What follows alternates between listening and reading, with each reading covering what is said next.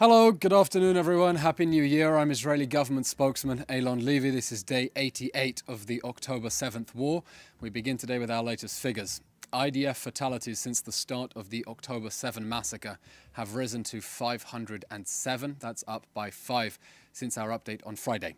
The people of Israel mourn the deaths of Captain Harel Itach, Sergeant Major Reserves Eliraz Gabay, Master Sergeant Reserves Konstantin Sushko, Sergeant First Class Reserves Amichai Israel Yoshua Oster, and Sergeant First Class Reserves Liav Seada. We salute them for their heroism and embrace their families. Since October 7, more than 13,000 rockets have been fired towards Israel, including a massive missile barrage toward Tel Aviv on New Year's Eve at midnight. While countries around the world had fireworks, we had Iron Dome interceptions as Hamas made sure to bring in 2024 with a bang. An update on the hostage crisis. Time is running out for the 133 hostages trapped in the Hamas terror dungeons. That's 129 from October 7 and 4 from before. Time has already run out for the more than 24 murdered hostages, with Hamas holding their bodies for ransom. We are fighting to bring all of them back home, and we repeat our demand for the international community to apply concrete pressure on Hamas and its supporters to secure their immediate and unconditional release. Until then, the Red Cross must have access, and foreign governments must apply adequate pressure to secure that access. There is no time.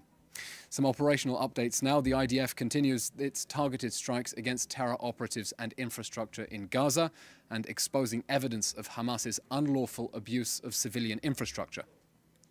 Just this morning, IDF troops uncovered multiple rocket launchers adjacent to an UNRWA school in Gaza's Bureij area. In recent days, we've exposed a weapons cache in a kindergarten in Gaza City.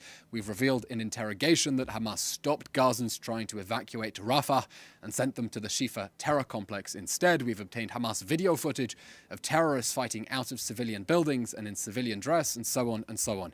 We are demanding unequivocal international condemnations of the Hamas human shield strategy. Anyone complicit with that strategy through their silence only encourages terrorists to double down on that inhumane strategy. Now an update on South Africa. On October 7th, Hamas perpetrated an act of genocide on Israeli soil. Its death squads executed a campaign of systematic extermination with a clear mission to murder as many Israelis as possible, as sadistically as possible. It was an act of genocide perpetrated with Nazi-like cruelty and Nazi-like efficiency in the service of a Nazi-like ideology. The only reason Hamas didn't succeed in committing further genocide is because our security forces stopped it. Hamas openly makes clear its genocidal intent. On October 24th, Hamas official Ghazi Hamid told Lebanese television, "We must teach Israel a lesson, and we will do this again and again." The Al-Aqsa flood is just the first time, and there will be a second and a third and a fourth. He goes on, "Nobody should blame us for the things we do. On October 7, October 10, October 1 million, everything we do is justified." Hamas is hell-bent on a genocide of the Jews, and it is hell-bent on sacrificing its own civilians for that cause.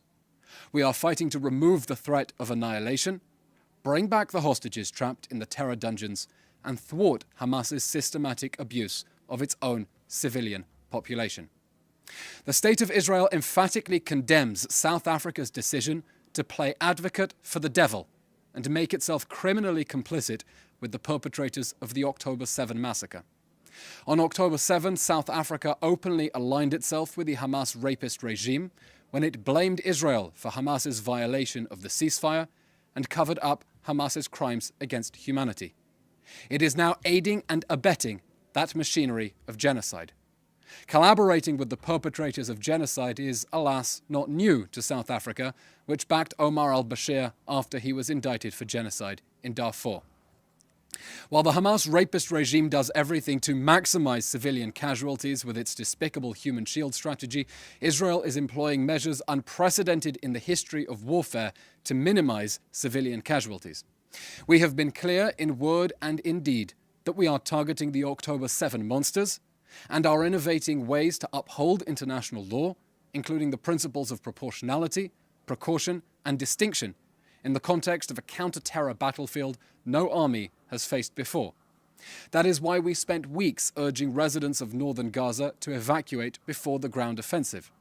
To warn civilians, we placed over 70,000 phone calls, sent 13 million text messages, left 14 million voice messages, and dropped nearly 7 million leaflets, urging civilians to evacuate temporarily for their safety, informing them about humanitarian pauses and precise evacuation routes. That is why we secured humanitarian corridors for civilians to escape Hamas. That is why we set up a helpline for Palestinian civilians to tell our army if Hamas was stopping them fleeing. And that is why we designated a humanitarian zone in one of the only places in Gaza where Hamas was not already hiding behind civilians. The Hamas rapist regime bears full moral responsibility for all casualties in this war that it launched on October 7 and is waging from inside and underneath hospitals, schools, mosques, homes, and UN facilities. In giving political and legal cover to the October 7 massacre and the Hamas human shield strategy, South Africa has made itself criminally complicit with Hamas's campaign of genocide against our people. It shares culpability for the tragic loss of human life. The State of Israel will appear before the International Court of Justice at The Hague to dispel South Africa's absurd blood libel. How tragic that the rainbow nation that prides itself on fighting racism will be fighting pro bono for anti-Jewish racists. We have no doubt that after the Jewish state brings to justice the perpetrators of the bloodiest massacre of Jews since the Holocaust, history will judge South Africa for abetting the modern heirs of the Nazis. We assure South Africa's leaders, history will judge you, and it will judge you without mercy. That's the end of today's update. We'll now take your questions.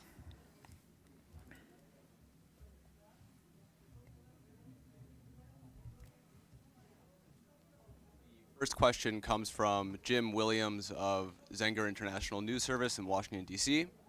Eylon, do you know if the U.S. informed Israel prior to their attacks on Iranian proxies in Yemen, who have been aggressively attacking ships in the Red Sea? We have no comment on that. We, of course, welcome international action against the Houthi terror pirates who pose a threat not only to the State of Israel, but to international peace and security and the safety of global trade. This is a global threat and is right that it be addressed on a global level.